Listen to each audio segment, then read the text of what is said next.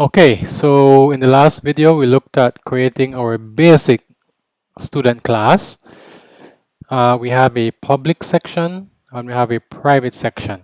Okay, so we always have both of these sections, public and private.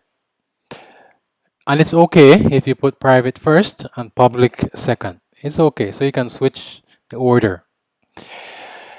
So this is done for now. So what we want to do now is the second step. And the second step is to actually move to a next file. So let me come here. Okay, so we're currently in student.h. We want to now move to student.cpp. Okay, all right, so this is the one we want to work on next. Okay, so the compiler was good enough to put this first line for me. Okay, so this first line has to be there. Okay, in other words, we're telling the compiler that everything I'm about to do, all the names that I'm about to use, they are found in the student.h file. Okay, so if this is not here, the compiler will not know what to do. And so what we have to do is to use it. So we're going to say pong include, and we're not going to use angle brackets, we're going to use quotes. And so student.h. Okay, all right, let's remove all of this. Okay, so I will put a comment and I will say this is our implementation file. Okay, all right. What I want to do now is to actually write the code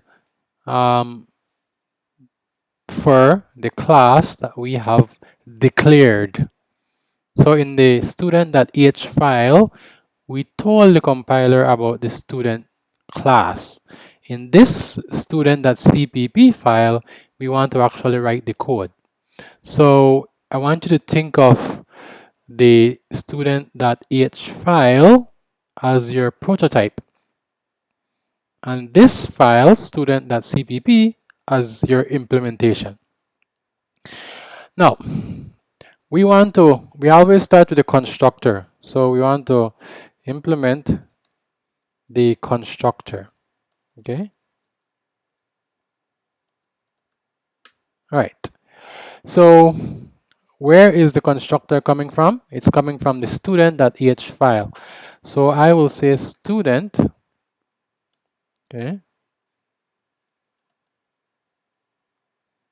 colon, and the name of the constructor, student. Okay. So where did this first student come from? This first student is actually the name of the class. Remember, the name of the class is capital S student. And then we use 2 colons, and then we put the name of the constructor, which again, of course, is student. So let's go back just to look at that. Okay.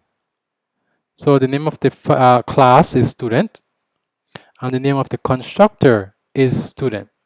So we're going to put class name, colon, constructor name. Good.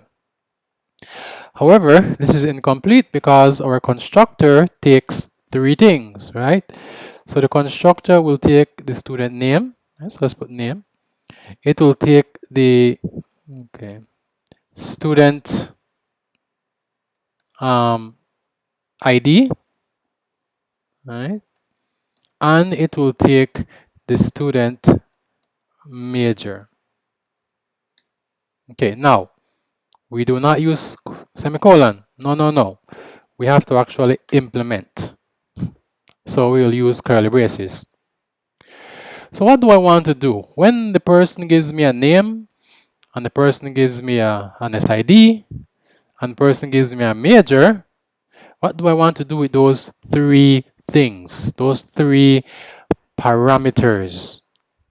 Well, I want to save them. Where do I want to save them? Well, I want to save them in my private variables. Okay? And that's what I will have to do. Okay, so I will say in student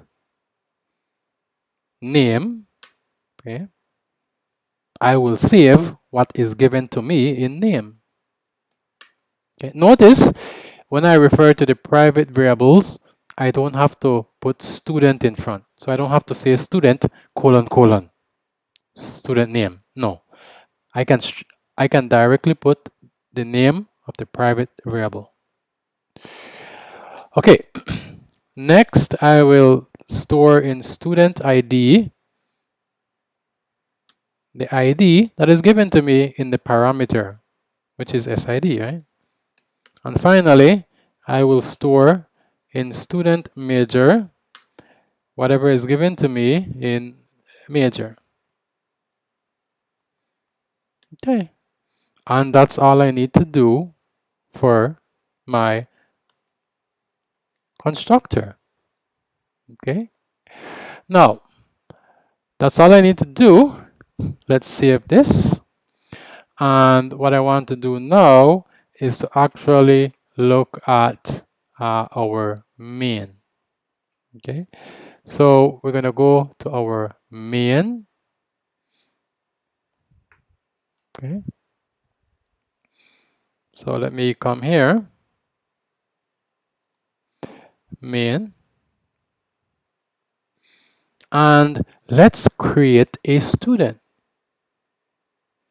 So how do we create a student? Well, we know a student is capital S student. We're going to create a student called Jane. And of course, the compiler is saying student, that's an unknown type. And so we'll say, wait a minute, I should probably tell the compiler about my student class. And so I'll come up here and I'll say Pong include in quotes student.h. And so the compiler will be happy. Okay? But now the compiler will say, but wait a minute, that's not how you create a student. You create a student by giving a name. So let's give it a name. Let's say Jane Smith. Okay. Let's give it an ID. Let's say R444. And let's give it a major. Let's say IT or CS, computer science. Okay. So now the compiler is happy. The compiler is happy. Okay. And so you might say, this is kind of boring. What am I gonna do with this student? What can I do with this student? Well, right now we can't do anything. Okay, because we haven't told the compiler how to print a student. We haven't told the compiler how to get the student name or get the student ID or get the student major. We can't. We don't know. The compiler doesn't know. And so you might say, what would happen if I did something like this? What if I said cout Jane that what's the name of Jane's student ID? Okay. All right. And what does it say? It says it's a private member of student. So will it compile? All right. Will it complain? Let's see. All right. Yes, it says no, you can't do that. All right. If you want to see the student ID, you can't just call the student ID because it is private. Okay, it is private. And so we can't do that. So how can we get the student ID? How can we get the student name? How can we get the student major? And so I will leave it here in this video. Okay, we know how to create a student, but now we need to figure out how to actually use a student, operate with a student. And that's what I will do in the next lesson. So remember, in this lesson, we did the implementation. Okay, so we implemented the constructor. So notice the pattern. When you have the constructor, whoever is creating a new student must provide these three things. And so in main, we provide these three things. And so those three things, the first one will be stored in the private variable name, the second one in the private variable ID, and the third one in the private variable major, all right, student. And that's what the constructor usually does. It takes what is provided and initializes the private variables. Okay.